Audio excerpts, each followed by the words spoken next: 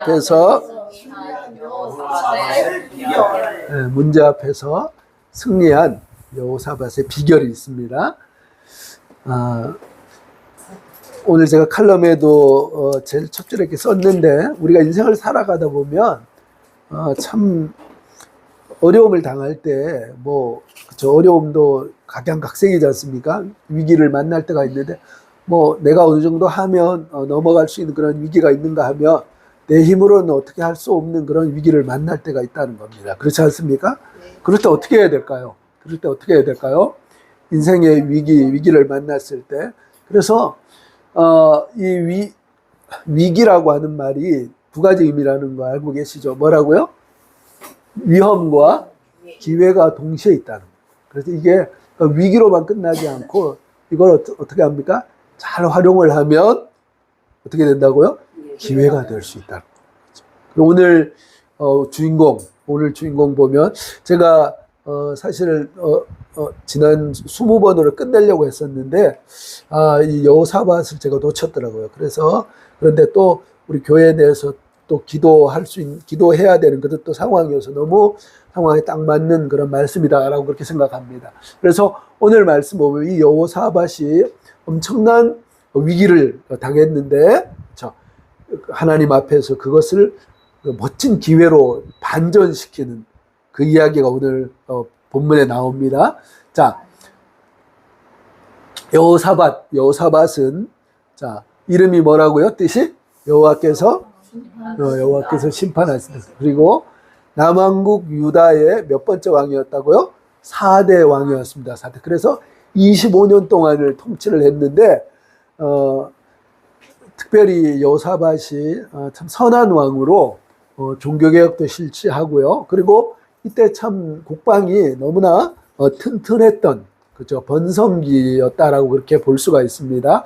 근데 이제 오점이라고 하면 우리가 너무나 잘 아는 아합과 이세벨 아시죠? 아합과 이세벨, 거기하고 사돈을 맺어가지고, 그러니까 국방력을 강화하려고 하다 보니까 뭡니까? 이스라엘하고도 정략적으로 어떻습니까? 사돈 관계를 맺어가지고 나라를 부강하게 하겠다라고 하는 그런 전략으로 나갔는데, 그건 완전히 하나님이 기뻐하시지 않는 그런 모습이었죠. 그래서 참 그런 오점은 있지만, 그러나 참 전반적으로 여호사밧은 하나님 앞에서 참 귀한 왕이었음에 틀림이 없습니다. 그래서 우리의 큰바위 얼굴입니다. 자, 그래서 오늘 말씀 읽어보겠습니다. 자, 빨간색만 같이 한번 읽어보겠습니다. 시작.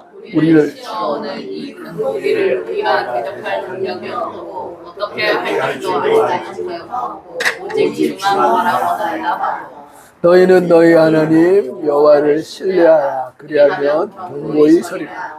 여호와를 찬송하여 여호와께 감사하라. 그 인자심이 영원하리라 하게 하였더니, 그 노래와 찬송이 시작될 때에 여호와께서 복병을 두어 이달을 치러 온 암몬 자손과 모압과 세일산 주민들을 치게 하셨으므로 그들이 패하였으니, 곧 암몬과 모압 자손이 일어나 세일산 주민들을 쳐서 멸하고 세일산 주민들을 멸한 후에는 그들이 서로 쳐 죽였다. 예. 오늘 이 말씀을 보면 우리가 1절부터 다 읽지는 않았지만 대략적으로 지도를 통해서 보면 여기 이제 이스라엘 예루살렘이 있지 않습니까? 이제 북이스라엘이고 남유다입니다. 그래서 이 남유다를 다스리던 왕이 누구였다고요? 여호사밧 왕이었다는 겁니다. 그래서 이 여호사밧 왕이, 그러니까 국방력도 튼튼히 하고, 그러니까 나라가 번성해지니까 뭡니까? 주변 나라에서 그걸 시샘을 하는 거예요. 그래서 이제 공격을 하게 됐는데, 아람, 마온, 암몬, 모압, 이 5개국의 그렇죠, 연합군이 이제 쳐들어오게 된 겁니다.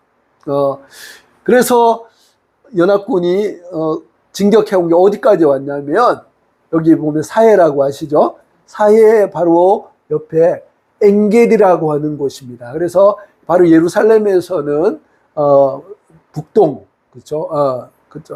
동남쪽 대략 한 56km 정도 되는 그런 지점입니다. 그러니까 그 당시에 이스라엘이 그러니까 남유다도 상당히 강성했기 때문에 그때 대략 성경학자들에 의하면 군대가 한 112만 정도 됐다고 그래요. 112만이 결코 작은 인원은 아니지 않습니까? 엄청난 군대인데 이 5개국이 연합을 하니까 아마 한 10배 이상이 아마 큰, 그러니까 성경에 구체적으로 얼마다라고 이렇게 나오진 않았지만 어쨌든 여기 보면 뭐라고 됩니까?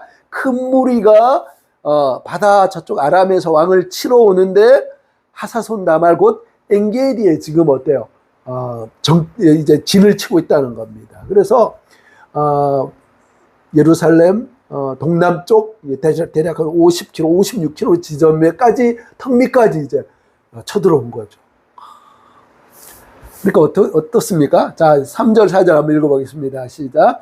여호사밧이 두려워하여 여호와께로 낯을 향하여 간구하고 온 유다 백성에게 금식하라 공포하며 유다 사람이 여호와께 성읍이 모여와서 여호와께 간구하더라. 참 하나님 앞에 깨어 있는 그 왕이 다릅니다. 그렇죠? 그 엄청난 대군의 그 연합군의 공격 앞에서 그렇죠? 두려움 가운데 어떻습니까? 누구의 얼굴을 구했어요? 하나님 앞에 금식하면서 하나님의 얼굴을 구하는데 그렇죠? 온 백성으로 함께 그렇게 하나님의 도우심을 구하며 나가도록 그래서 함께 기도했다라고 그렇게 성경은 기록을 하고 있습니다. 그래서 참 이런 엄청난 전쟁 가운데 이 위기 가운데 우리 여호사밧이 그렇죠. 도저히 이길 수 없는 감당할 수 없는 그런 상황을 타개해 나가는 데 있어서 세 가지 비결이 있었다는 겁니다. 첫 번째, 자 뭐라고요? 한번 읽어보겠습니다. 첫 번째 어떻게 하라고요? 문제 앞에서 누구만 바라보면 삽니까? 주만 바라보면서. 자, 문제 앞에서 주만 바라보면서 삽니다. 자, 13절 한번 읽어보겠습니다. 시작. 우리 하나님이여 그들을 징벌하지 아니하시나이까 우리를 치러오는 이 큰 무리를 우리가 대적할 능력이 없고 어떻게 할 줄도 알지 못하고 오직 주만 바라보라. 그렇죠. 아까 전에도 말씀드렸죠. 우리가 뭐 인생을 살아가다 보면 어려움을 당하는데 어떤 어려움은 그렇죠. 내가 어떻게 해서 이렇게 넘어갈 수 있는 그런 어려움이 있다는 겁니다. 근데 문제는 뭐예요? 내 힘으로 어떻게 할 수 없는 어려움, 역경, 그런 문제들이 우리 앞에 탁 나타날 때, 그래서 우리의 숨통을 조여올 때, 이런 상황이 우리 가운데 나올 수가 있다는 겁니다. 그래서 지금 보면 여호사밧이 얘기하는데 뭐라고요? 그러니까 대적할 능력도 없고 내가 이제 어떻게 해야 되는 어느 정도 이렇게 싸워서 예를 들어 1대2 정도 된다면 어떻게 목숨 걸고 싸우면 어떻게 한번 이길 수 있지 않습니까? 근데 이게 워낙 게임이 안 되니까 그렇죠? 대적할 능력이 없다는 거. 뿐만 아니라 어떻게 할지도 머리가 하얘져 가지고 아무것도 할 수 없는 그런 상황이다라고 말하면서 오직 주님만 바라봅니다 라고 그렇게 기록하고 있어요. 사랑하는 성도 여러분, 정말 뭡니까? 내 힘으로 감당할 수 없는 그런 상황 가운데 누구를 바라보면 됩니까? 주님을 바라보는 거예요. 주님을 바라보는 거예요. 근데 사람들이 보면 그렇죠? 능력도 되지 않는데 하나님 앞에서 까불 수가 있어요. 어떻게 합니까? 자기를 의지하는 거야. 자기를 의지하고 그래서 내가 그래도 할 수 있다라고 덤비는 거예요. 그것은 뭡니까? 그건 교만이라는 교만. 그렇죠? 내 힘으로 어찌할 수 없는 그런 상황 가운데 우리가 주님 앞에 어떻습니까? 납작 엎드려서 하나님 제가 할 수 없습니다. 제가 괜히 교만 떨지 않겠습니다. 하나님 내 힘으로는 아무것도 할 수 없사오니 우리 하나님께서 도와주시고 함께 하시고 역사해 주시옵소서. 하나님의 지혜가 인생의 그 지혜보다 하나님의 능력이 인생의 모든 힘보다 뛰어난 줄 믿습니다라고 주님 앞에 납작 엎드릴 때 우리 하나님께서 그렇게 주님을 바라볼 때 하나님께서 우리를 위해서 일하실 줄로 믿습니다. 그래서 우리가 자기 의존성과 이 교만을 버려야 되는 거예요. 그래서 자, 전도서에 보면 전도서가 누가 쓴 겁니까? 솔로몬이 썼죠. 솔로몬이 언제 쓴 겁니까? 인생의 제일 그죠 마지막에 이제 쓴 겁니다. 그죠? 마지막에 인생의 온갖 풍파를 다 겪고 나서 인생의 그 이제 황혼기에 쓴 거예요. 그러면서 이제 이 지혜를 얘기합니다. 자, 한번 읽어보겠습니다. 시작. 너는 하나님 앞에서 함부로 하나님은 하늘에 계시고 너는 땅에 있으십니다. 그런즉 마땅히 말을 적게 할 것이라. 자, 빨간색 같이 다시 한번 읽어봅니다. 하나님은 하늘에 계시고 그렇죠. 참 우리 인생들이 참 이런 자기 의존성과 교만이 제가 늘 말씀드리지 않습니까? 우리가 하나님의 심판을 받고 지옥 가는 가장 큰 원인은 우리가 뭐 실정법을 어겨서 뭐 살인하고 뭐 그저 다른 어떤 그런 흉악한 범죄를 저지르는 그런 범죄는 회개하고 하나님 앞에 그저 돌아오면 되는 거예요. 그런데 가장 성령을 거스리는 죄가 뭐예요? 교만해. 하나님 앞에 교만해. 내가 하나님 없어도 내가 잘 살 수 있다. 그렇죠? 내가 곧 신이다. 내가 곧 하나님이다라고 그렇게 살아가는 수많은 사람들이 있다는 거예요. 제가 참 가슴 아픈데 제가 잘 아는 그 동생인데 참 대학 다닐 때 같이 신앙생활을 열심히 한 친구예요. 그런데 이 친구가 어느 날 갑자기 양자역학에 대해서 하고 또 뭡니까 도마복음에 대해서 그걸 접하고 나서 뭐예요? 이제 보니까 하나님이 그렇죠. 예수님이 신이 아니고 예수님이 내 구원자가 아니다라고 이런 생각으로 뭐예요? 그렇게 빠져버리는 거예요. 그래서 저를 막 훈계하는 거예요. 참 기가 막혀서. 그래서 도마복음을 꼭 한번 읽어보라고. 그래서 도마복음은 여러분 우리가 제가 기회가 되면 한번 말씀드리겠지만 도마복음은 기본적으로 성경이 정경이 되기까지는요 수많은 그런 세월을 통해서 검증되고 어느 날 갑자기 성경이 된 게 아니고 검증을 통해서 그것이 쌓여서 그렇죠. 성경의 하나님의 말씀을 지금도 뭡니까? 견고하게 자리매김을 하고 있다는 거예요. 근데 도마복음 같은 거 뭡니까? 또 그런 사람들이 있지 않습니까? 꼭 보면 뭐 이렇게 곁다리 사족 그거 붙잡고 그게 진리라고 하는데 이 친구가 약간 그런 경향이 있는데 그렇죠. 이건 뭐 너무 익숙한 거니까 그것보다는 도마복음에 어떤 구원이 있지 않을까. 그러고 또 김용호 이런 친구들이 또 TV에 나와가지고 또 그런 말을 쓸데없는 말을 이렇게 막 하다 보니까 거기에 이제 넘어가서 뭐예요? 성경은 잘못됐다. 그렇죠? 성경에 오류가 있다라고 이렇게 하면서 진리가 어때요? 어디에 있어요? 도마복음에 있다. 뭐 그런 식으로 이렇게 한다는 거예요. 근데 그게 뭡니까? 참 근본적으로 인간의 그 교만. 그래서 제가 그 얘기를 했어요. 야, 너가 지금 그게 바로 이 시대의 선악과다. 하나님 없이 내가 잘 살지, 내가 신이다라고 하는 그게 선악과다라고 그렇게 이야기를 했었는데요. 참 그래. 우리가 늘 기억해야 될 것은 우리는 땅에 있고 하나님이 어디 계십니까? 하늘에 계십니다. 우리가 교만을 내려놔야 돼요. 우리가 겸손한 마음으로 주님 앞에 그렇게 서는 우리가 됐으면 좋겠습니다. 그래서 주님만 문제 앞에서 그렇죠. 주를 바라보는 이 겸손함이 우리 가운데 있기를 소망합니다. 그래서 주님을 바라보는 사람, 자, 우리 말씀 같이 읽어보겠습니다. 시작. 어떤 사람은 병거, 어떤 사람은 말을 의지하나 우리는 여호와 하나님의 이름을 자랑하리로다. 병거를 자랑하지 마시고 말 자랑하지 마시고 여호와의 이름, 그렇죠. 주의 얼굴만을 구하는 우리가 모두가 되시길 주님의 이름으로 축복합니다. 자, 두 번째는 자 어떻게 했다고요? 자 읽어보겠습니다. 자 시작. 문제 앞에서 주를 신뢰하면 삽니다. 말씀 계속 읽습니다. 너희는 너희 하나님 그리하면 견고히 선다. 그의 선지자를 신뢰하라. 그리하면 구속하리라. 네.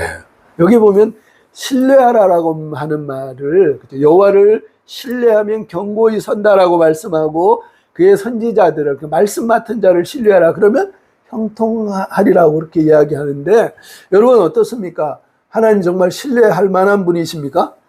어떠세요? 그렇죠. 그렇죠. 그래서 우리가 하나님의 그 신뢰할 하나님, 의지할 하나님, 그렇죠. 그 하나님은 하나님의 신뢰성은 어디에서 드러났습니까? 어디에 드러났습니까? 어디에 드러났죠? 십자가에 드러난 줄로 믿습니다. 하나님은 그렇죠. 그 십자가를 통해서 그렇죠. 아무런 조건과 아무런 자격이 없지만 우리를 위해서 그 아들을 내어 주시기까지 그렇죠? 약속하신 그 구원을 이루기 위한 하나님의 그 신실하심이 그렇죠. 내가 보니까 내가 너 하는 거 보고 내가 구원할 거야 그거 아니지 않습니까? 그렇죠? 내가 너를 위해서 십자가에 내 아들을 그렇죠? 내어 주며 너를 내가 샀다. 그렇죠? 그렇게 말씀하시면서 그러니까 우리 하나님에 대해서 한마디로 표현하자라고 하면 바로 하나님은 신실하신 하나님이라는 겁니다. 아멘이십니까? 하나님은 한번 말씀하시면 그렇죠. 하나님은 사람이 아니셔서 그렇죠. 인생이 아니셔서 말을 시건치 않으시고 그렇죠. 인생이 아니셔서 후회가 없다라고 분명히 이렇게 민수기에 말씀하고 있습니다. 자, 이 하나님을 신뢰하며 나가는 우리 모두가 되시기를 주님의 이름으로 축복합니다. 그래서 다윗이 지금 나이가 많이 들었어요. 여전히 하프를 뜯으면서 하나님을 찬양하면서 시편 71편이 다윗의 고백이다라고 많은 학자들이 이야기합니다. 뭐라고 얘기합니까? 자, 읽어보겠습니다. 주 여호와여, 주는 나의 소망이시오. 내가 어릴 때 신랑이시라. 그렇죠. 다윗이 이제 늙고 막 기도해서 자신의 파란만장했던 그 날들을 이제 반추하면서 고백하는 것이 바로 71편 5절 말씀입니다.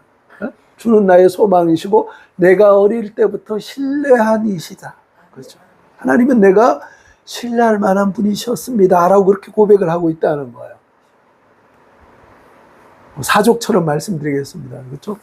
골리앗이라고 하는 그 전투 가운데 누가 이기리라고 상상을 했겠습니까? 그렇죠?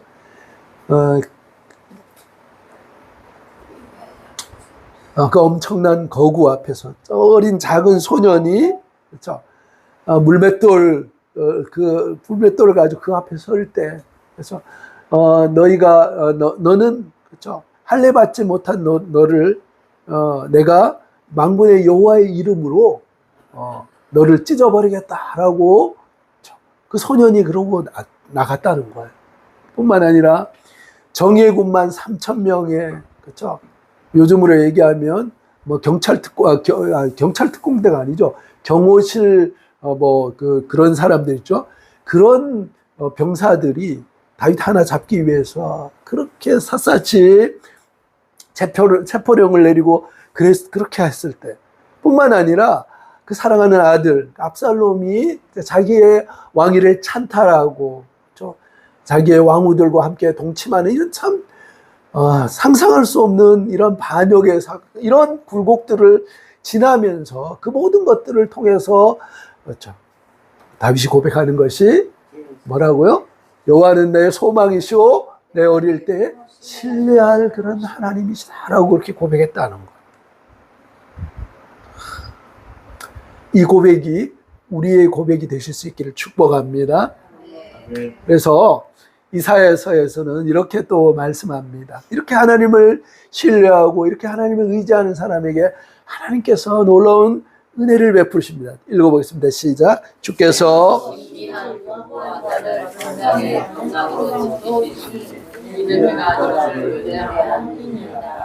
아멘. 그냥 주께서 심지가 견고한 자를 그냥 평강으로 지키는 것이 아니라 뭐라고 얘기합니까? 평강하게 지켜. 샬롬으로 지킨다는 거야. 한 번만 샬롬해도 참 편안할 텐데, 그렇죠? 심지가 견고한 그 사람을 하나님께서 그렇죠. 평강으로 지키신다는 거예요. 너무 감사하죠? 자, 그리고 이제 세 번째, 자, 비결입니다. 자, 읽어보겠습니다. 시작. 문제 앞에서. 주를 찬양하는 삶이라. 자, 계속 읽어보겠습니다. 시작. 백성과 더불어 의논하고 노래하는 자들을 택하여 거룩한 예복을 입히고 군대 앞에서 행진하며 여호와를 찬송하여 이르기를 여호와께 감사하시되 그의 인자하심이 영원하시로다 하게 하였으니 그 노래와 찬송이 시작될 때에 여호와께서 고향을 두어 유다를 치러 남원 자손과 모압 자손과 일산중들을 치게 하심으로 그들이 하였다. 지금 뭐 이런 어떤 상황입니까? 지금은 전쟁이라는 겁니다. 그죠? 뭐 이렇게 소풍 오고 놀러 온 게 아니라 지금은 전쟁이라는 엄중한 상황 가운데 전략을 짜고 어떤 전술을 이야기하는 것이 아니라 하나님께서 여호사밧이 그쪽 금식하면서 엎드려서 우리를 구원해달라, 우리는 어떻게 할 줄을 모르겠다라고 그렇죠, 겸비하게 기도했을 때 하나님께서 내리신 처방이 놀랍습니다. 뭐라고, 뭐 어떻게 합니까? 뭘 하라고요? 성가대를 조직해서 노래하는 사람을 거룩한 옷을 입혀서 성가대를 세워서 군대 제일 앞에 세워라. 그리고 노래하게 해라. 라고 하는 거예요. 상식적으로 여러분 이해가 됩니까? 이해가 되지 않죠. 근데 하나님께서는요, 그렇게 하라고 말씀했다는 거예요. 자, 우리가 찬양했지 않습니까? 무엇을 찬양했어요? 자, 빨간색까지 읽어보겠습니다. 여호와께 감사세 그 인자하심이 영원하도다 하게 하였더니 그 노래와 찬송이 시작돼. 이 전쟁이 하나님께서 우리가 다 읽지 않았지만 이 전쟁은 나의 전쟁이다. 여호사밧 너의 전쟁이 아니다. 이 전쟁은 나의 전쟁이다. 내가 친히 그 대적들과 싸울 것이다. 두려워하지 말아라. 내가 하는 방법은 세상의 방법이 아니다. 내가 하는 방법은 나의 선함과 인자를 노래하면 내가 그를 위해서 싸워주겠다라고 말씀했다는 겁니다. 그래서 어떻게 했어요? 그 찬송이 시작될 때에 어떻게 하셨어요? 하나님께서 놀랍게 일하십니다. 복병을 두셔가지고요. 내부에서 어떤 일이 일어났어요? 자중질환이 일어났다는 거예요. 자중질환. 그래서 먼저 처음에는 어때요? 유다를 치러 암몬과 모압이 싸우다가 그 다음에 어때요? 또 세일산 주민이 서로 싸우는 거예요. 그래서 그렇죠. 그 대군이 서로를 죽이는 기가 막힌 자중질환이 일어나서 결국 뭐예요? 이 싸움 가운데 하나님께서 그렇죠. 승리를 허락하신 것을 보게 됩니다. 여러분 지금 상식적으로 그렇게 찬양할 수 있는 상황입니까? 할 수 없죠.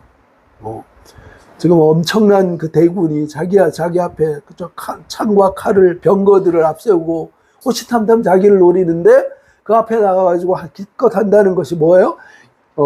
주께 감사하세 그는 선하시고 인자하심이 영원하미로다라고 찬양했다는 거예요.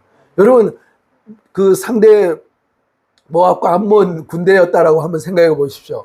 보면 어떻게 했습니까? 여러분이 만약에 그 적군이라고 하면 어땠을까요? 어떤 공격을 하는 게 아니고 갑자기 옷을 입고 나온 성가대가 쫙 나오더니 갑자기 노래를 하는 거예요. 그 노래를 보니까 주께 감사하세 그는 선하시 함께 하겠습니다. 인자하심이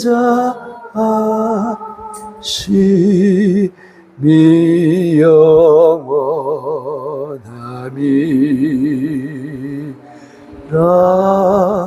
주께 감사 그는 선하시며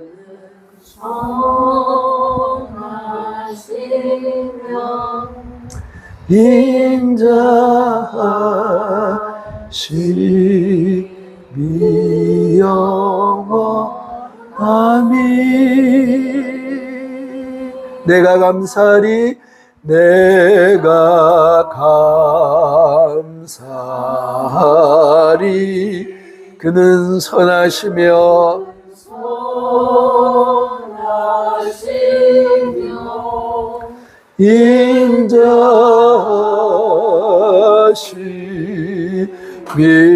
영원함이라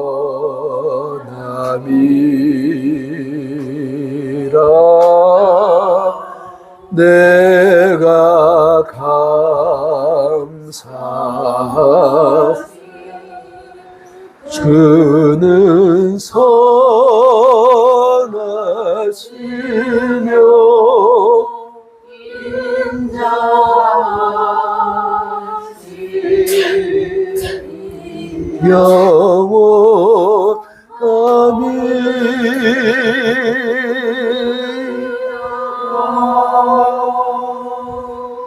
찬양할 수 없는 그런 상황, 그렇죠? 기가 막힌 그런 상황에도 하나님의 선하심, 나를 향한 인자하심이 결코 없어지지 않는다, 영원하리라라고 믿음으로 선포하며 나아갈 때 우리 살아계신 하나님께서 그 찬송이 시작될 때 하나님께서 우리를 위해서 싸워주신다는 것을 사랑하는 성도 여러분 분명히 기억하시기 바랍니다. 그래서 우리가 그런 상황과 환경을 바라보고 그것으로 인해서 낙심하고 절망하는 것이 아니라 그때 우리가 더욱더 무엇을 바라봐야 됩니까? 하나님의 선하심과 인자하심을 바라보고 그것을 선포하며 나가야 될 줄로 믿습니다. 제가 몇 번 말씀을 드렸지만 우리 갑상선암입니다라고 진단을 받았을 때 우리가 함께 암을 묵상하지 말고 하나님을 묵상하자라고 했을 때 하나님께서 셀 수 없는 은총과 은혜를 베풀어 주셨습니다. 우리도 뭡니까? 문제와 상황을 묵상하는 것이 아니라 살아계신 하나님, 그 주님만을 바라고 그분만을 신뢰하며 주님을 찬양하며 나갈 때 하나님께서 우리를 위해서 싸워주시는 줄로 믿습니다. 이것은 결코 성경에 있는 옛날 이야기가 아니라 오늘도 믿음으로 하나님을 고백하며 나가는 우리를 위해서 지금도 살아계신 하나님께서 일하시고 역사하시는 줄로 믿습니다. 마지막 이야기를 하고 마치겠습니다. 이거 한번 지난주에 우리가 나눴었죠. 지지난주였죠. 한번 상황과 형편, 그렇죠? 그거와 상관없이 찬양하는 하박국입니다. 자, 읽어보겠습니다. 시작. 무화과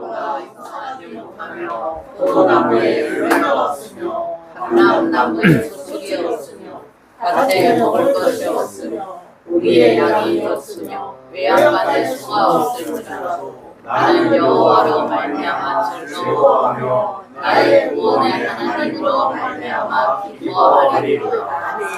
아무것도 없어도 나를 궁극적으로 구원하시는 그 하나님을 인해서 기뻐할 때 하나님께서 역사하신 줄로 믿습니다.